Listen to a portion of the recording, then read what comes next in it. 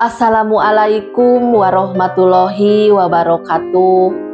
Selamat datang kembali di BND Risa Channel yang selain mengeksplor perjalanan tapak-tapak leluhur, Bunda juga mengeksplor tapak-tapak perjalanan kehidupan Bunda di dunia nyata.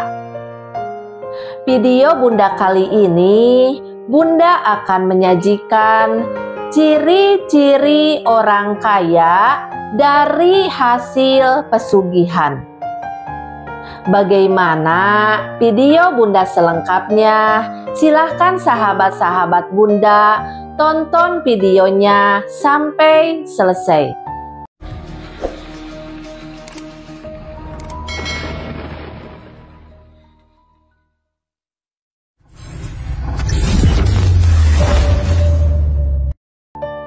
Salam sejahtera buat sahabat Bunda semuanya.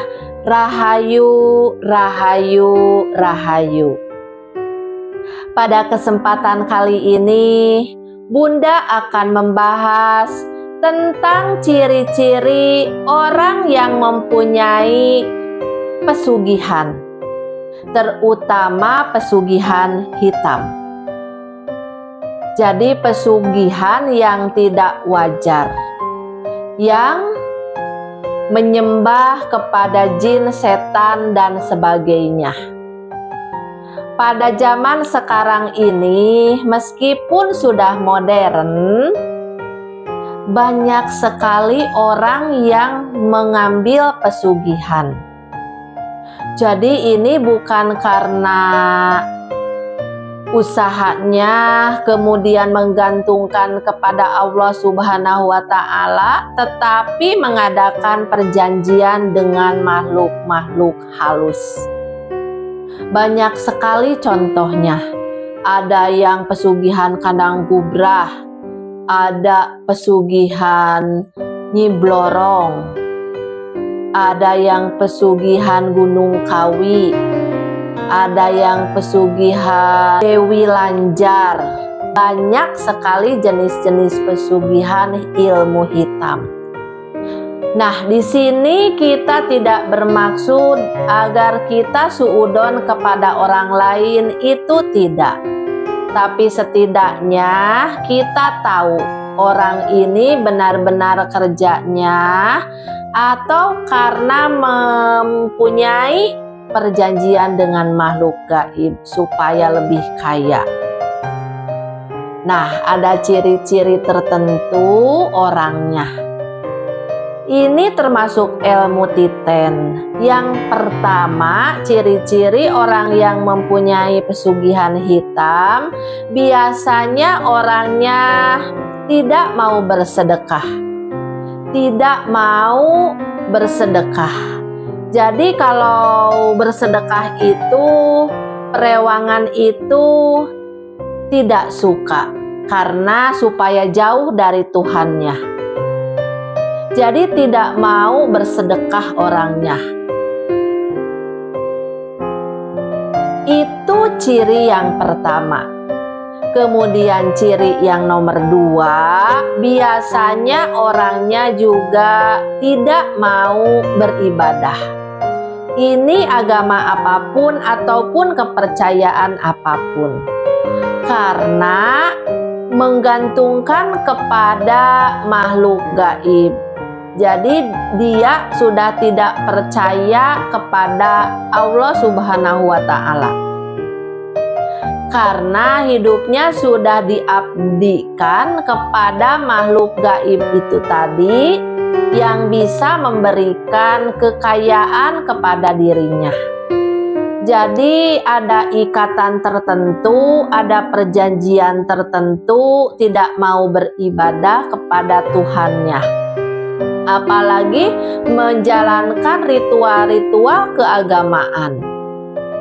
Kemudian ciri yang nomor tiga, orang yang mempunyai pesugihan hitam, cenderung orangnya tidak mau bersosialisasi dengan orang lain, tidak mau bersosialisasi dengan masyarakat, Karena takut kalau berkumpul dengan masyarakat, ada yang mempunyai kemampuan spiritual tinggi, nanti tidak akan kerasan.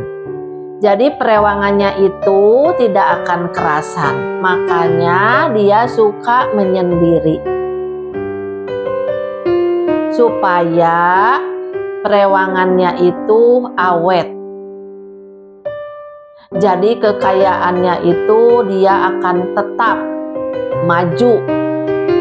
Biasanya dalam keadaan sendiri itu tadi, hal-hal yang dilakukan itu hal-hal aneh. Ritual-ritual yang mereka lakukan akan menyimpang dari aturan agama.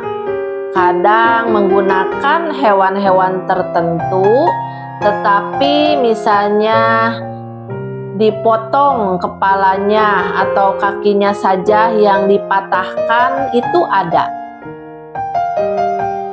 Kemudian ada juga di kamarnya itu ada persembahan atau ada kamar khusus kalau misalnya pesugihannya ke Nyi Blorong seperti itu ada, itu cirinya. Kemudian ciri selanjutnya, biasanya kalau setiap mau menjelang maghrib itu pergi atau keluar. Jadi keluarnya itu setelah maghrib. Jadi pas setelah maghrib itu keluar agar tidak semua orang tahu. Ketika malam dia menyingkir dan agar masyarakat tidak tahu, karena takut kalau ada orang mempunyai ilmu yang lebih tinggi dan mengetahui kalau dia mempunyai pesugihan. Jadi tujuannya untuk menghindari orang-orang yang baik. Karena kalau dia itu ketemu orang-orang baik, artinya tulus, suci, itu energinya akan berbenturan. Kemudian ciri yang selanjutnya, orang yang mempunyai pesugihan hitam, itu ketika duduk, kemudian dia itu dekat dengan seseorang, dia tidak akan berhadapan, jadi nyerong ya, jadi pandangannya juga nyerong. Itu secara otomatis tidak bisa diajak ngobrol, itu tidak bisa. Makanya dia nyerong, jadi tidak mau berhadap-hadapan. Ini ciri-ciri atau tanda-tanda.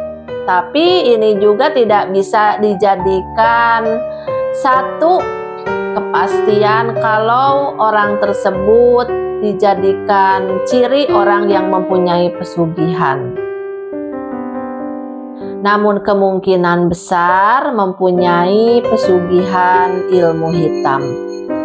Kemudian ciri selanjutnya, orang yang mempunyai pesugihan hitam biasanya pada waktu-waktu tertentu atau hari-hari tertentu melakukan ritual persembahan yang ditujukan untuk makhluk gaib tadi yang mengadakan perjanjian dengannya, yang berupa aneh-aneh itu tadi, seperti bisa juga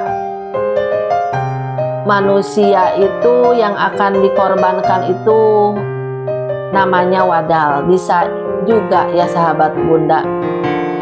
Kalau melakukan persembahan semacam itu dan sahabat Bunda lihat itu kekayaannya meningkat dengan tajam tidak wajar, itu patut dicurigai atau diwaspadai bahwa orang tersebut mempunyai pesugihan hitam. Kemudian selanjutnya, Orang yang mempunyai pesugihan hitam, ini sahabat Bunda lihat dari rumahnya.